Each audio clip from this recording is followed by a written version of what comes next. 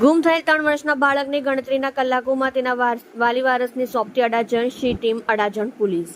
એક રાહદારી એક નાનું બાળક લઈને અત્રે અડાજણ પોલીસ સ્ટેશન ખાતે લઈ આવી જણાવેલ કે સદર બાળક અડાજણ પ્રાઇમ માર્કેટ પાસે રામેશ્વર મંદિરની પાસે મળી આવેલ હોય અને પોતાની ઓળખ આપી શકે તેમ ન હોય, જેથી police inspector Shri BA Bhatt નાઓએ તાત્કાલિક સી ટીમના police sub inspector Shri GL Nimavat સાહેબ તથા PCR 55ના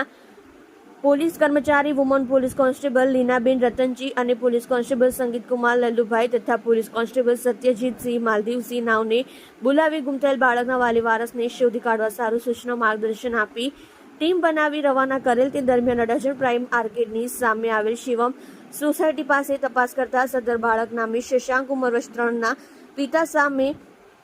નામે સુરેશ માનસિંહ કોલી ઉંમર વર્ષ 31 રહેવાસી જય રણછોડ એપાર્ટમેન્ટ સિક્યુરિટીના કેબિનમાં પ્રાઇમ માર્કેટ પાસે અડાજણ સુરતનાઓ